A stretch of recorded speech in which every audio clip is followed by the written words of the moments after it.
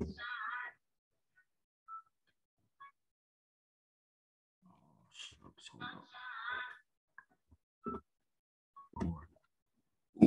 right, so today we're going to talk about we're going to talk about the synthesis of aspirin.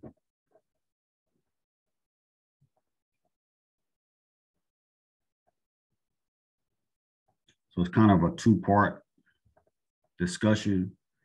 The first part, I'm just going to go through the nuts and bolts. And if you watched the video that I sent, then you saw a lot of this. So it won't be foreign to you. And then I'm going to go through a little bit of the mechanism. We'll talk about how the synthesis is set up. We're going to talk about, and let me do this right quick. Let me upload the data sheet for those of you who don't have it. Although you should have it. Let me find it right quick.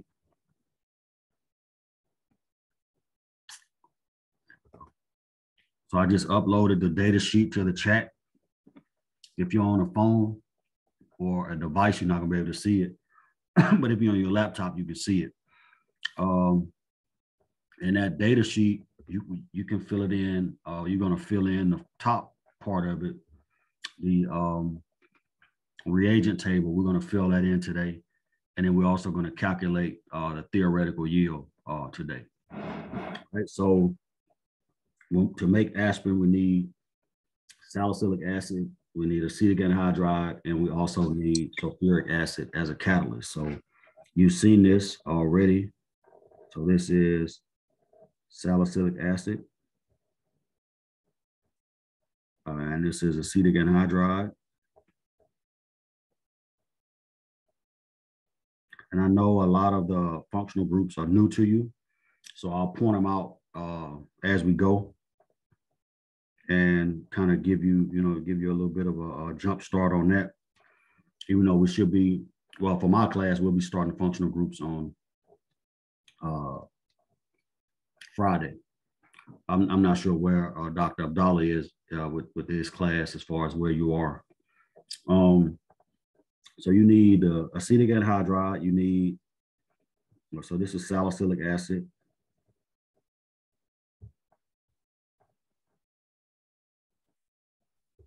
This is acetic anhydride.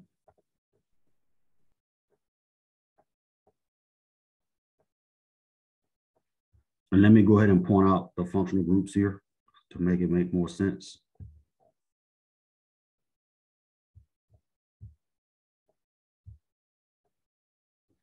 Right, so the reason this is called salicylic acid is because of this group right here. All right, this is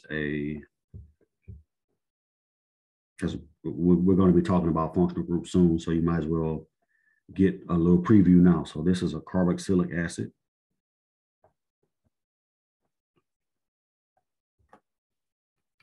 This functional group here is an alcohol.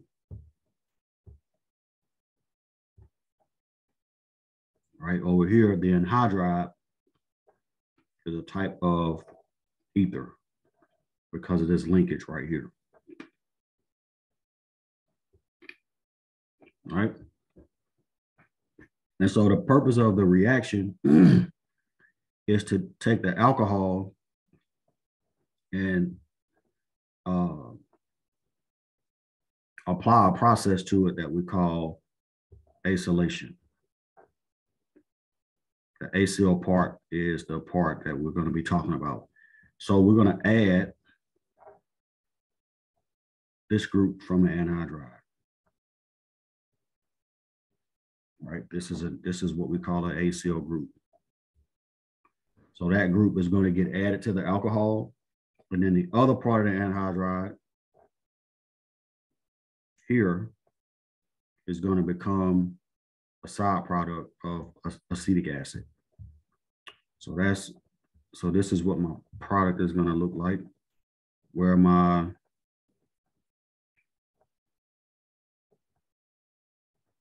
the my salicylic acid now gets acylated. So this is the same oxygen.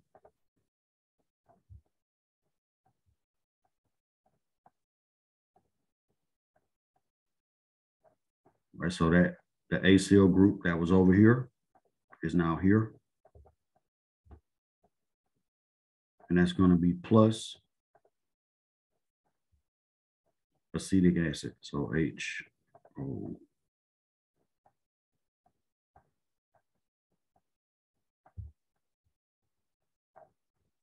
So this is acetic acid, and this is aspirin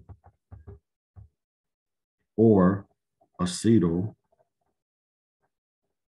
salicylic acid.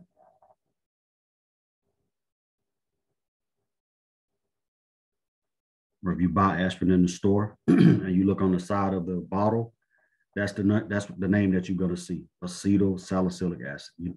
You'll see aspirin on the front because that's the common name, but on the side of the bottle, you're going to see acetyl salicylic acid. All right, so this acylation, when aspirin was first synthesized, because salicylic acid was already a known compound, and it has anti-inflammatory properties. You know, it has pain management properties, but it's very it's an irritant to the esophagus. So when you take it, if you just take straight salicylic acid, it will cause acid reflux. It'll cause damage to your esophagus, so on and so forth. So Felix Hoffman, who was the first to synthesize aspirin, the reason why he came up with that synthesis was to figure out a way to make salicylic acid less of an irritant to the esophagus. And I think the person he was giving it to was his dad, right? So he was experiencing a lot of stomach issues and esophageal issues with the salicylic acid. So he came up with this synthesis to make basically the mask the salicylic acid. So once the aspirin goes into the stomach enzymes and acids work on it and they cleave off that acyl group, and you're left with salicylic acid, which is the actual compound that has those anti-inflammatory properties that aspirin is known for. All right, so let's talk a little about the mechanism of this reaction. And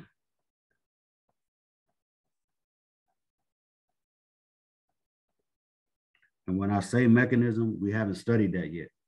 But a mechanism is simply a description of the steps in a reaction to take you from reactants to products.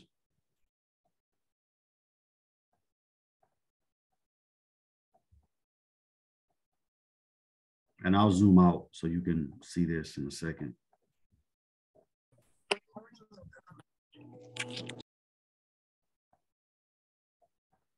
So to go from reactants to products, right? In organic chemistry, a mechanism, when we talk about a mechanism, we're going to actually show use curved arrows to show how electrons are being shared. But I'll talk about that in a second. And when I talked about this to the class on yesterday, I introduced a couple of concepts that you're going to come across later, but I'm still going to introduce them. Right? It's always good to get exposed to stuff early, and then when you see it and go into greater detail, then you have a better understanding of it. Right? So what I'm going to do is take the reaction, and I didn't include the acid. I'm sorry. This is done in the presence of sulfuric acid, but it's a catalytic amount. It's only, and you're going to see when we pull up the actual walkthrough, you're going to see that it's only a catalytic amount. It's like 6 drops, right? But let's talk about how this works. And the mechanism I'm going to show you is apart from the sulfuric acid, right? In the video I showed how sulfuric acid was used, but in this mechanism, I really want to concentrate on some other concepts, so we're not really worried about the acid. All right, so I'm going to draw this again, this salicylic acid.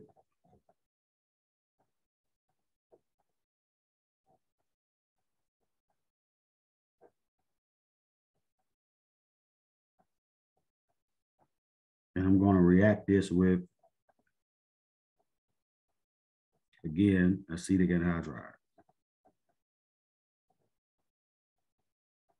So organic, when you're showing the mechanism of organic reaction and you're showing how two atoms come together to make a covalent bond, you use what we call curved arrow notation, right? So we're going to take an arrow and I'm just going to show it from here. Oxygen in this case is what we would call an organic nucleophile. The phile is from the Greek word philos, right? One of their words for love. And the nucleo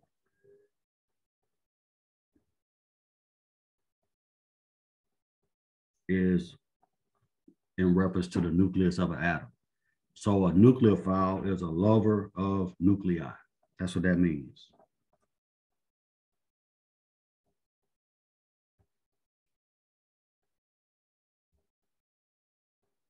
All right, so a lover of nuclei.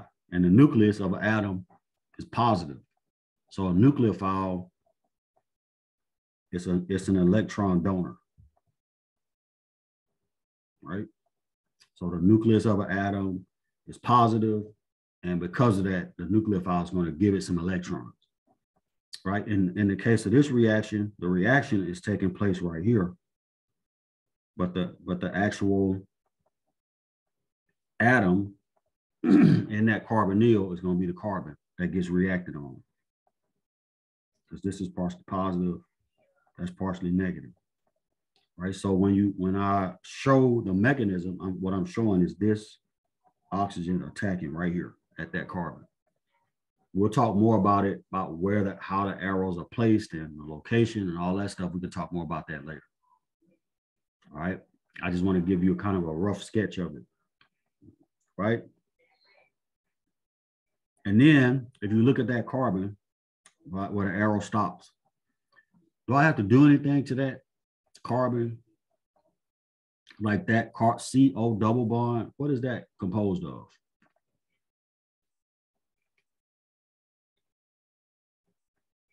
Like if you see a double bond, what is that? What is it made up of?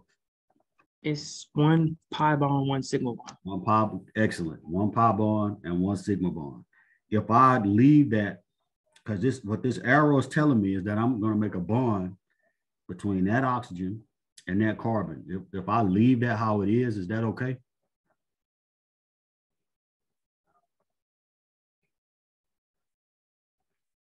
Wouldn't that carbon have the carbon right here?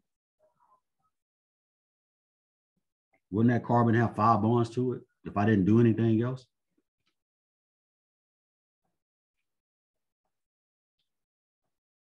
And is that not impossible to have 5 bonds to carbon?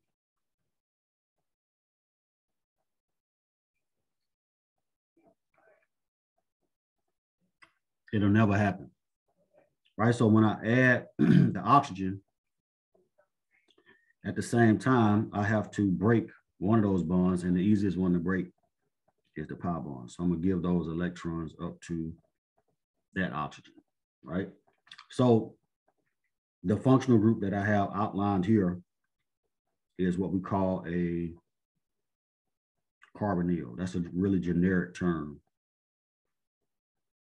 for a C double bond O, right? The type of carbonyl is more specific based on what's bonded to carbon. In this case, this carbonyl is a part of, again, an anhydride, which is the larger molecule, right? So the carbon right here in the carbonyl is what we call an electrophile. You know, the phile means lover. What's the electro? What do you think? Somebody help me out. What is that? What do you think that means? What do electrophiles love?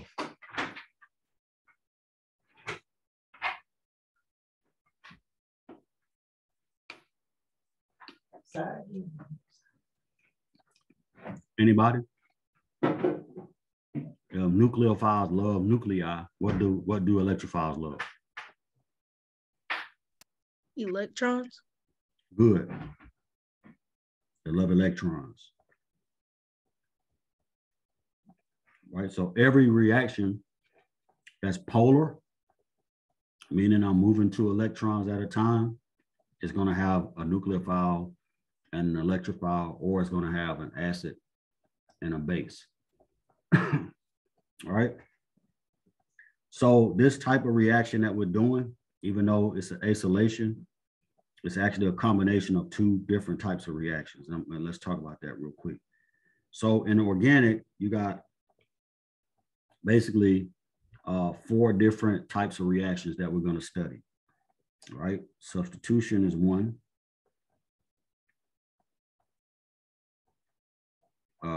Rearrangement.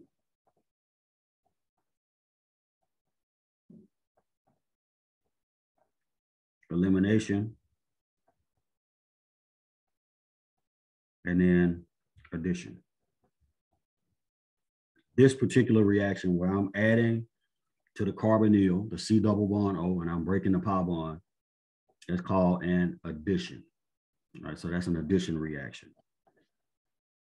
Right, so addition only occurs on molecules that have pi bonds in them.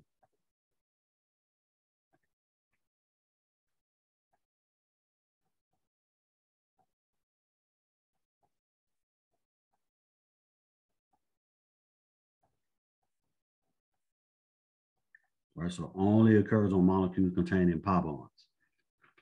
Right, so in this reaction, what we're doing is we're adding a nucleophile to that pi system. So we add a nucleophile, we make a bond between oxygen and carbon, and we break the CO pi bond. And so what we're going to get from that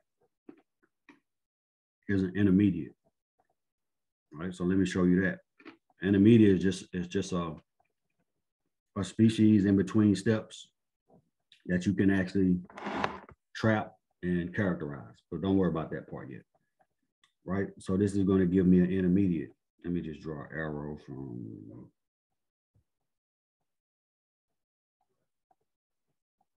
here to here.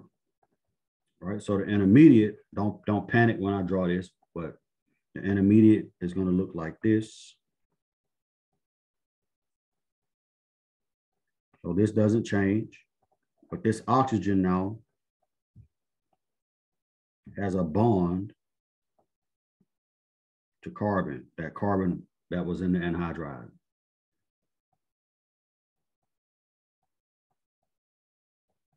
So that's that, right? The oxygen, the proton is still on, the hydrogen is still on oxygen, so we're not going to move that. And then now there's a bond here, right? And that same carbon, we'll try to make it the same color. That same carbon that we saw up top, which was right here,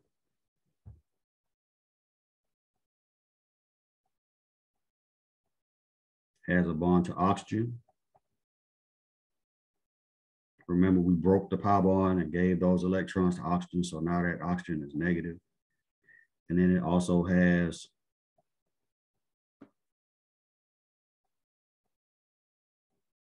a bond to a CH3, which is here, same CH3 that's up here.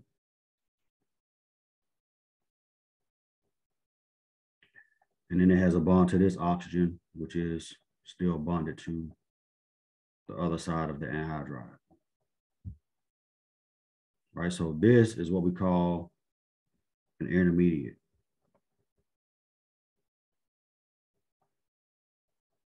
It's actually soluble, like you can isolate that, trap it, and prove that you have it.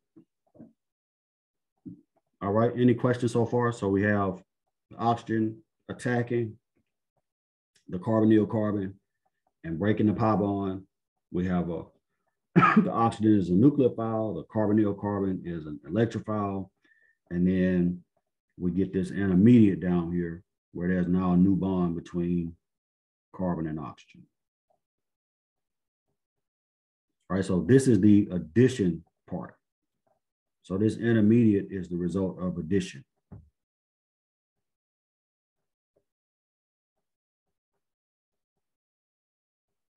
And you'll learn later that anytime you add to a carbonyl, you get a intermediate, like not this exact intermediate, but you get a intermediate that looks like this. All right, now, if this is the addition, the next step is the elimination.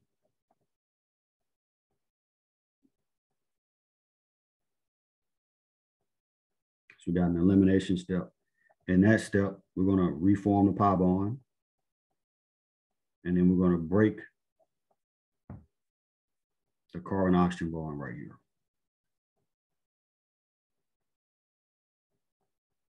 So we're going to reform that pi bond.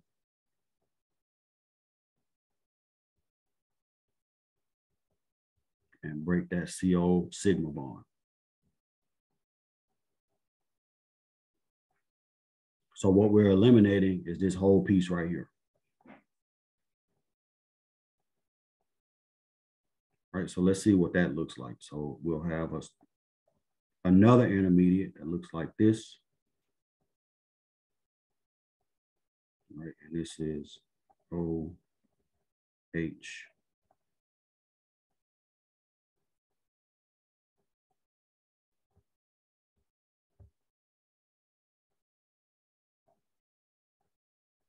That's positive, and then plus O minus.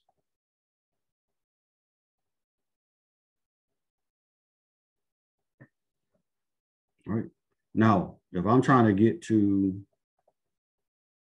here, look at these the two things on the far right. So I'm trying to get to my aspirin and acetic acid from here. What do I need to do?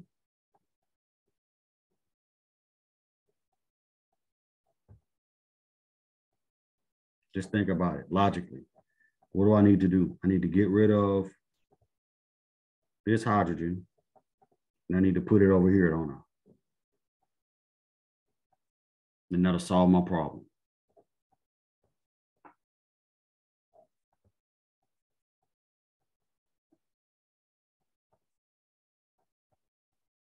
All right. So in order to do that, we have to do what's called and again, all of this is new to you, but don't panic. You're going to see it again. Progress.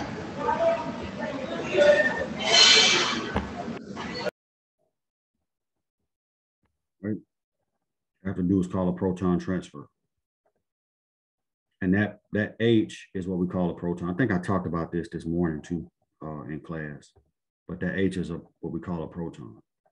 So to show that, I'm going to take a pair of electrons, give them here, and break that bond like that. So that's going to get me to my aspirin product. This is O. And then also acetic acid. All right. Questions about anything so far? So this is an example of proton transfer. Like we talked up top, is nucleophile electrophile chemistry. This is acid-base chemistry. It's a very fine line between what's a nucleophile and what's a base, and what's an electrophile and what's an acid. It's like well, acids are more clearly defined, but bases and nucleophiles is kind of murky. All right, so with that being said, now we're going to talk about the synthesis. Let me just move to another page, the setup, and then we're going to actually see that in a minute. So in the synthesis, we're going to have a hot plate. And on that hot plate, we're going to have a beaker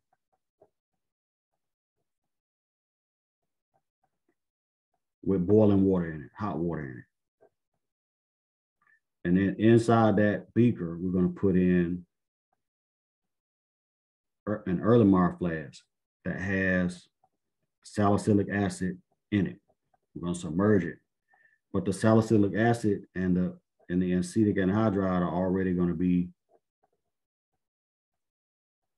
together, right? We're going to have that set up before we start heating it up. And we're also going to add in the sulfuric acid. So those two things are added before putting the Erlenmeyer flask on a water bath, right? So you heat it up until all the salicylic acid is dissolved. And then I'm going to show you this in a second. So don't think I'm just going to draw a diagram and that's going to be it. But we will see it. All right, so we're going to heat until the salicylic acid is fully dissolved.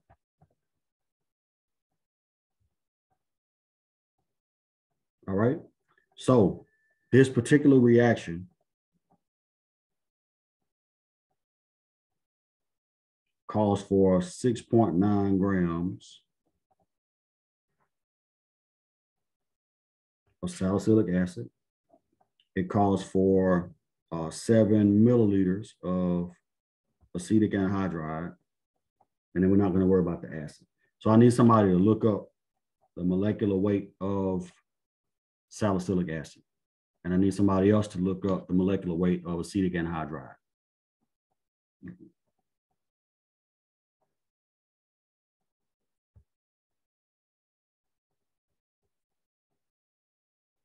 You're talking about the molecular mass? Molar mass, yes, molecular weight. Yep. Oh, for the acetic acid, it's 60.052 grams per mole. Hold on. It's acetic anhydride. Oh, okay. Hold on 1 second. All right. Yeah, take your time. And if somebody can look up I'm writing it out because I realized that. All right, so salicylic acid and acetic anhydride. For the acetic anhydride, it's 102.09 grams per mole. Okay, grams per mole, excellent. And what about anybody got salicylic acid?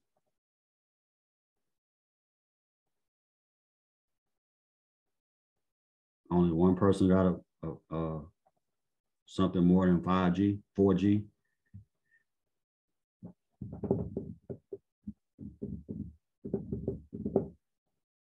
All right.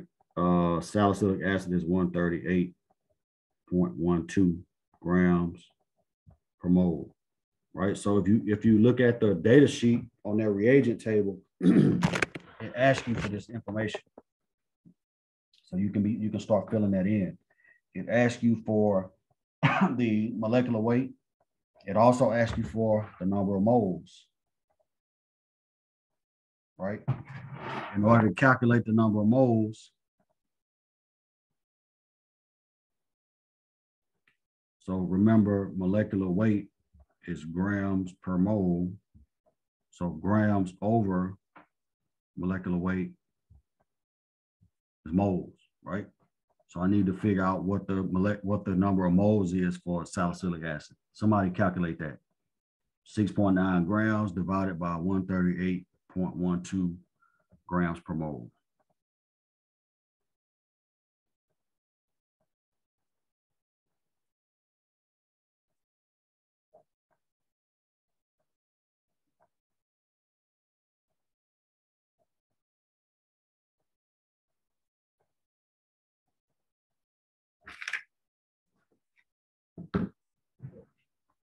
Okay, I did it. I did 6.9 divided by 138.12, and I got 0.04995.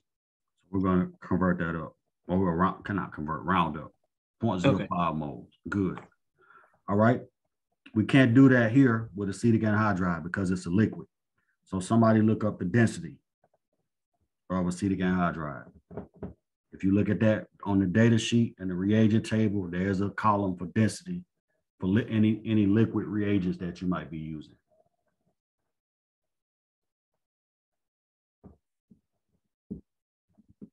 It's you said the density, right? Mm-hmm.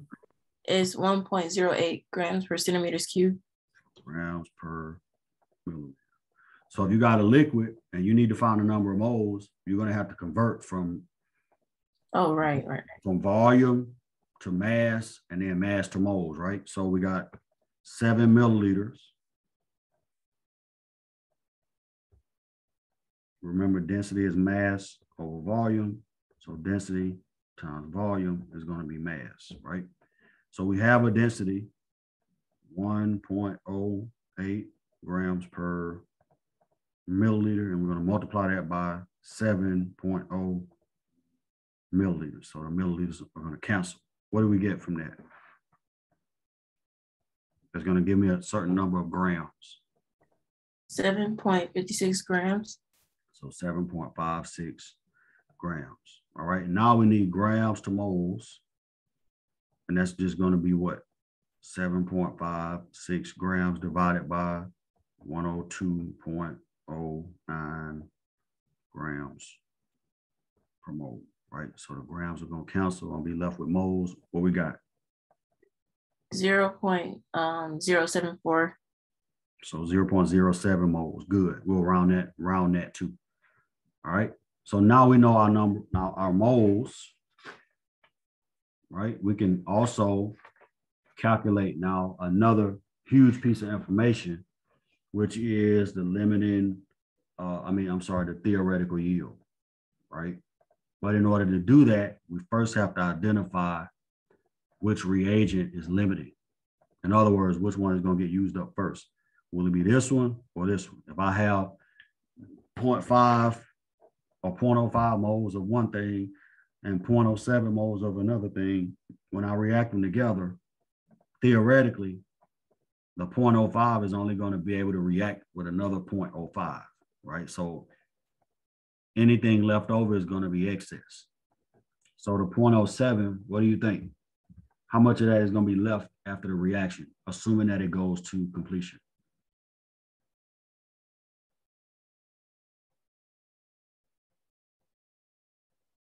Or to think about it in a more simplistic way, if you subtract out 0.05 moles from 0.07 moles, what are you left with?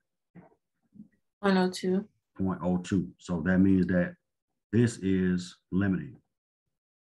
Are y'all following that? Anybody not understanding that? The salicylic acid is limiting? Yes. Okay. Because it's going to get used up first, right? Theoretically, when a reaction is happening, let's say you got 10 moles of one thing and 15 moles of another thing. Theoretically, the 10 moles, since we can't create or destroy matter, right? Once that 10 moles is used up, it's going to use up 10 moles of the second reactant. And we said that was 15, so there'll be 5 moles left. So the 15 is excess and the 10 is limiting. Whichever one gets used up first or is present in the smallest amount, that's usually going to be your limiting reagent. So the salicylic acid is limiting, and then acetic anhydride is excess. Any questions about that?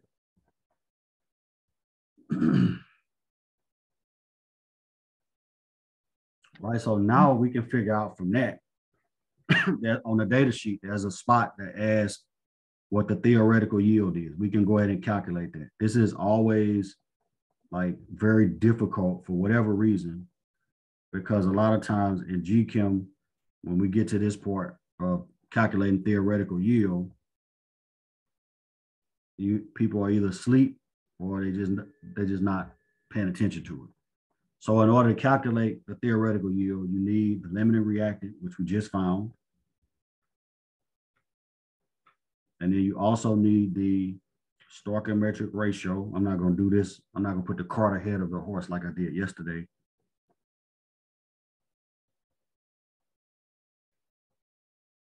And then you need to find out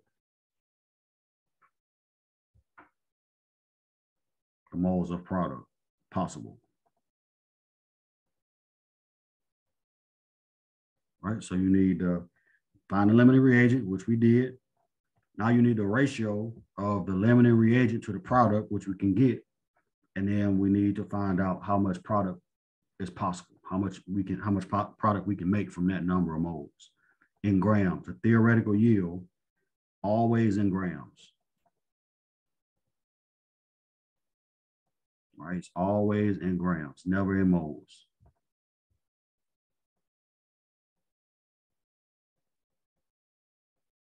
All right, so let's go back up top and we'll come back to that, but let's go back to the initial reaction. If you look at the reaction here, right? If you remember this from GChem, what did you have to do to find the ratio of the different substances that were reacted? Anybody remember?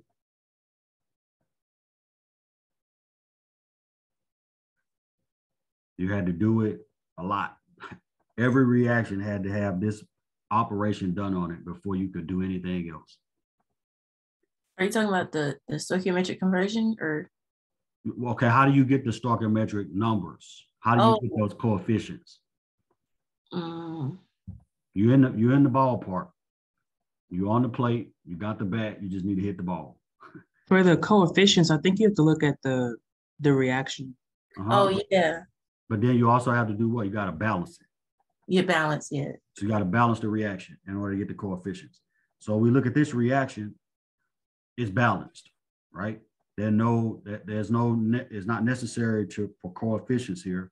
Everything in this reaction is 1-to-1. So this is 1, that's 1, that's 1, and that's 1. So everything is understood to be 1, so we don't have to balance it. So the ratio that we need is the ratio of salicylic acid to aspirin, because salicylic acid is limiting and the aspirin is the product, right? So what's the ratio between those two based on the coefficients that I just put in? Everything is what? It's 1-to-1. Is that right? Yes. All right. Oh, I see that. Is it Ariana or Ariana? Make sure I pronounce Ariana. Nice. I see your message in the chat. You're absolutely right. Every reaction, you got to balance it. Here, it's already balanced. So let's go back to here. And we're going to use that. So we know the limiting reagent is 0.05 moles of SA, salicylic acid. The stoichiometric ratio is 1-to-1 SA to aspirin. So now we just need to convert moles of salicylic acid into moles of aspirin and then figure out the grams of aspirin. So let's do that.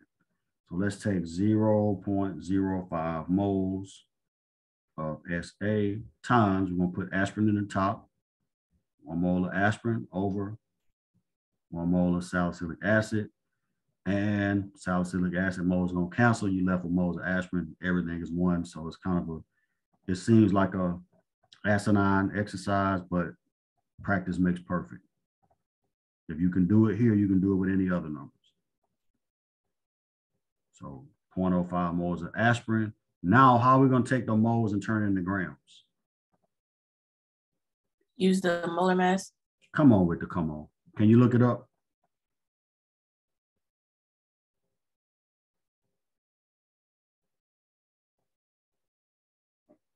You're it's right.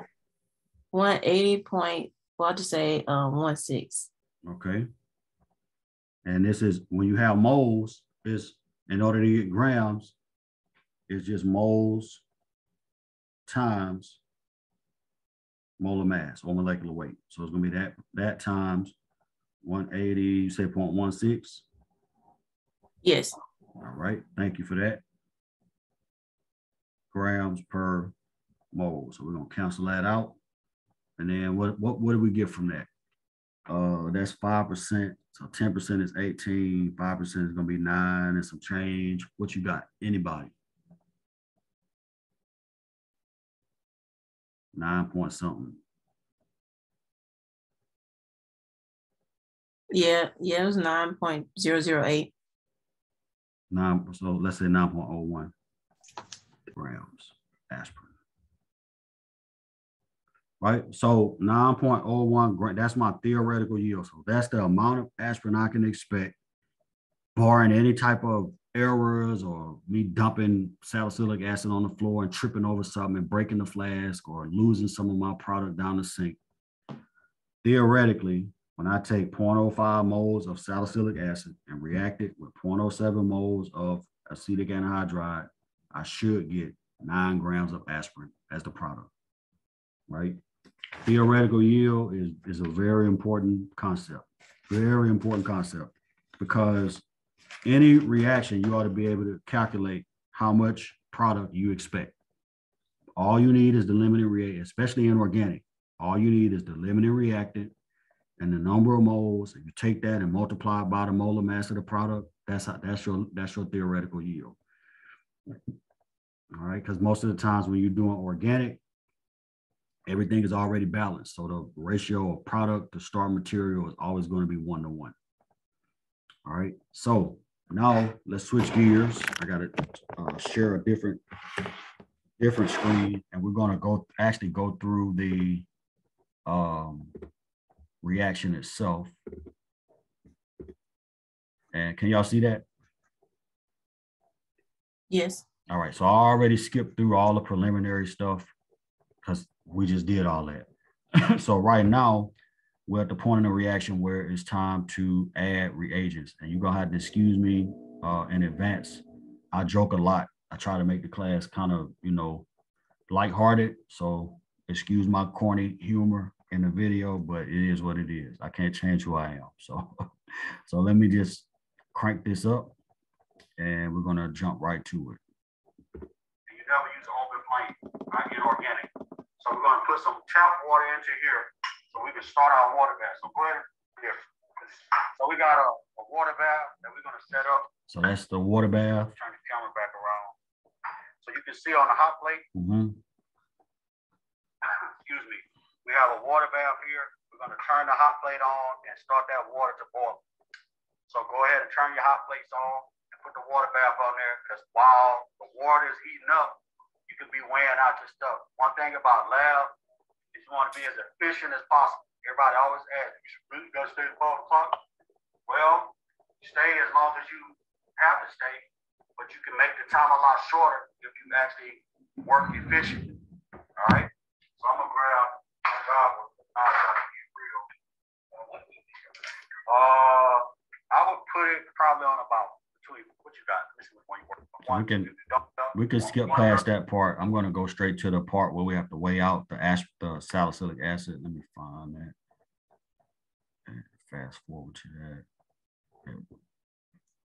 So normally in lab, when you get ready to weigh out solids, you're either going to weigh it onto a piece of wax paper like that's shown here, or you weigh it onto a piece of wax paper or a weigh boat or some type of aluminum tray or something like that. But at any rate, you have to weigh this out on the balance, and everybody here has used the balance before. You always put the weigh paper on, zero it out, and then start adding your material. So let me just go through that. So we got a piece of wax paper on the balance. Normally we'll take a weigh boat, but weigh boats are very expensive. You can get a whole roll of wax paper for $5, and I've had this for like 4 years. So, and we're going to weigh out 6.9 grams, put that in the required amount. Okay, so everybody, if you have your data sheet and where it says required for salicylic acid, you want to put 6.9 grams.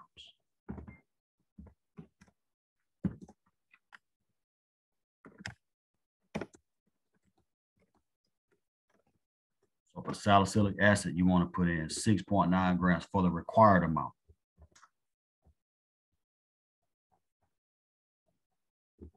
And that pops 6.9 grams. And then for acetic anhydride, we're going to do 7 milliliters. So yeah, for acetic anhydride, you want to put in the required amount, 7 milliliters.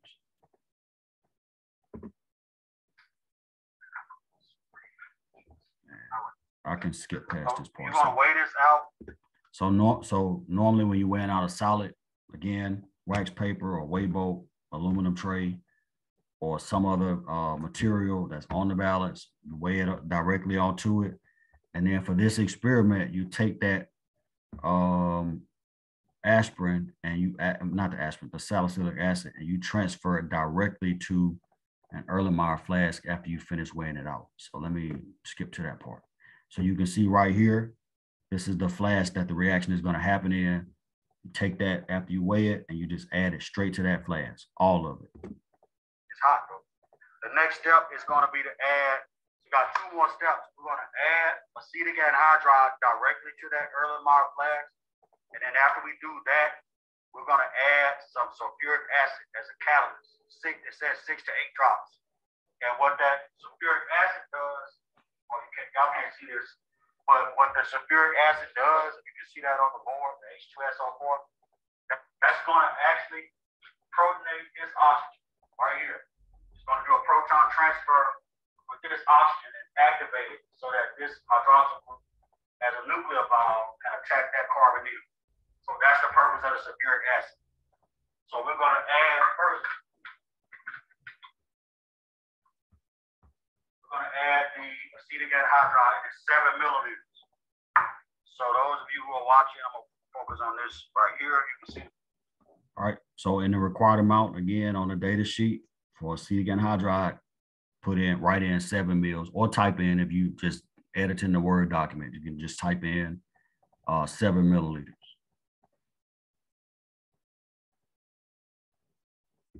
Glass on the table. I got a little syringe I'm gonna use, and I'm gonna just come around for each other. Man, now your hot plate is not lazy. It's aggressive. Yeah, I feel you. I feel you. Go status. You heard it. So 3. So we're gonna add this directly. In the handout, it says to add the acid on an ice bath, but we're working on a smaller scale, so we're not gonna have to cool it down. All right, so don't worry about that part in the procedure. Everything is good. Take my word for it. All right, and this reaction is done under what we call neat conditions. That means there's no solvent, right? It's neat.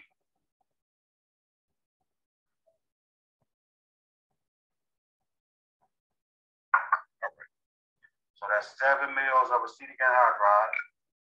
Hopefully y'all can see me. And then I'm going to add in 6 drops of sulfuric acid. All right, so the sulfuric acid part is it's a very important step in this reaction. I've had students do the reaction and not add sulfuric acid and end up with the reaction not proceeding or taking way longer. The purpose of the sulfuric acid is to activate the anhydride, right? Remember, the anhydride is the electrophile. And so you're going to add a H plus to one of the oxygens on the carbonyl, and it's going to make that more reactive. That's the whole purpose of that. So that's why you don't need a lot. You just need a catalytic amount.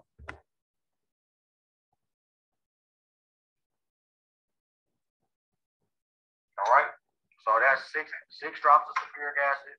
Dr. Russell, where is the handout for this? What is that? Blackboard, course, glass, because you want it to stay hot. If it cools off too much, it won't dissolve. The reaction won't go.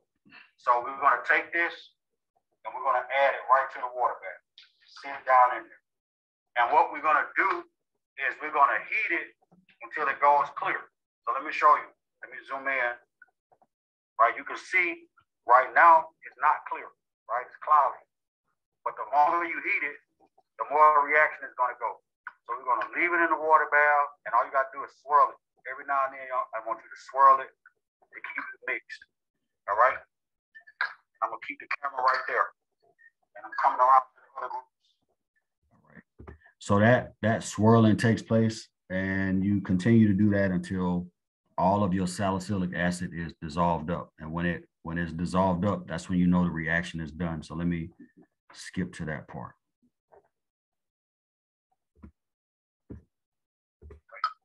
All the acetic anhydride, all right, so you dry, and salicylic acid has reacted.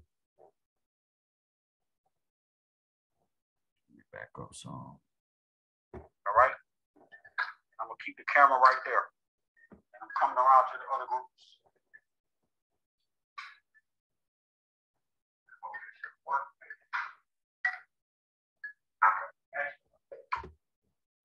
That here is going all the way clear, right? So you can see all the acetic anhydride and salicylic acid has reacted, right?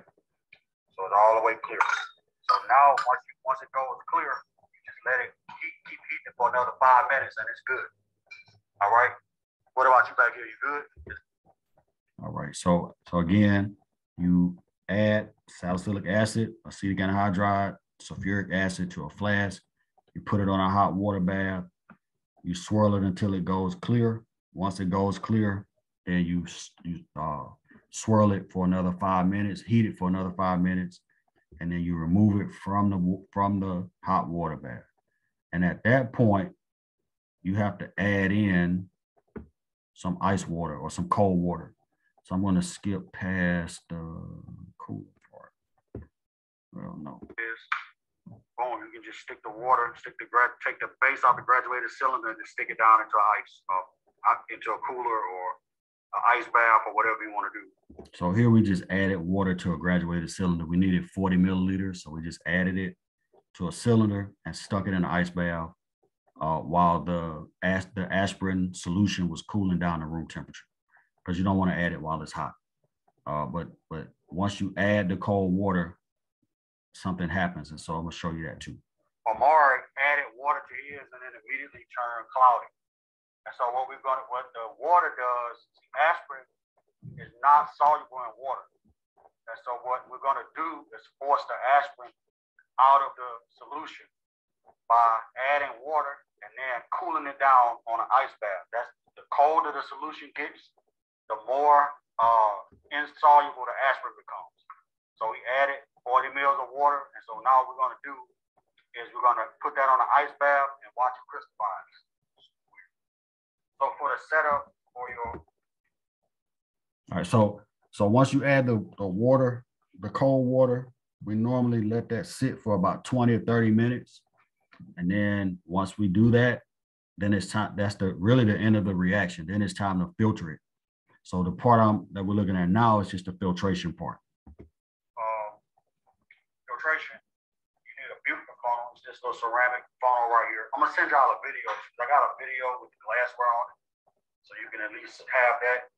But you need a butyl funnel.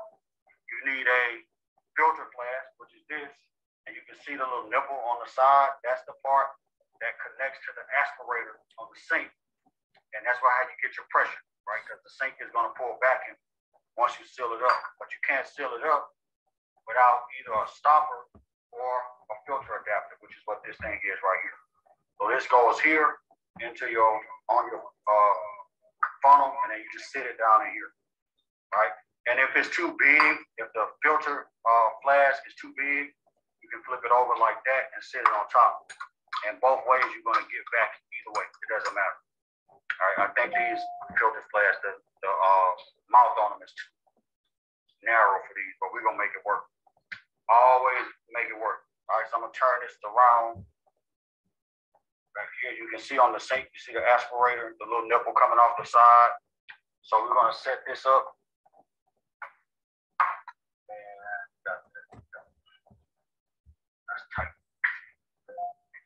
I forgot it because it don't want to do right.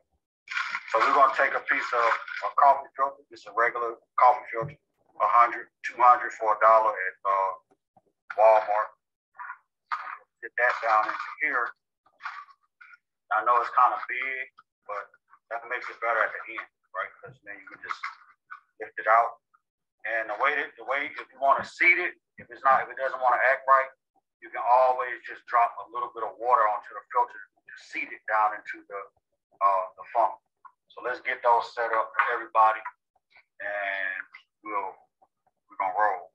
So we need filter and filter.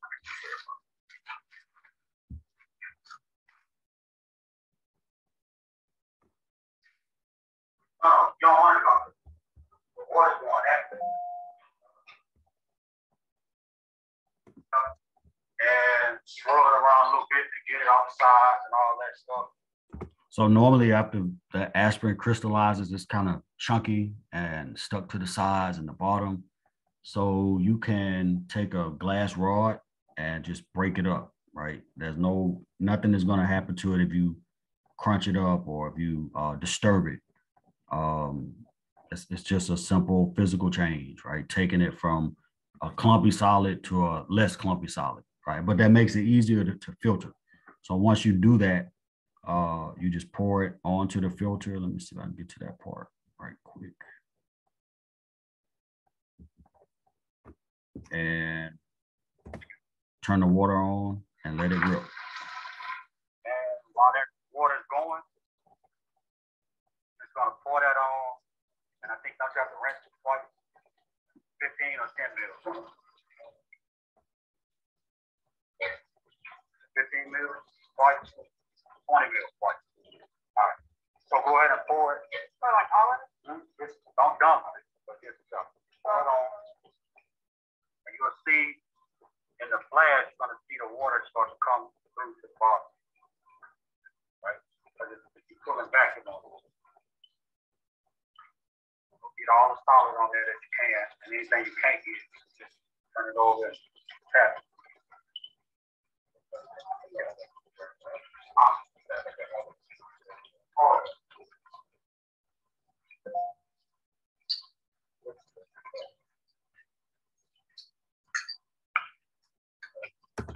All right, so once you get to the filtration part, that's really the end of the experiment. The last part of the experiment, other than cleaning up, is to, let me get to that. Put your product on a watch glass and sit it in a drawer, let it dry.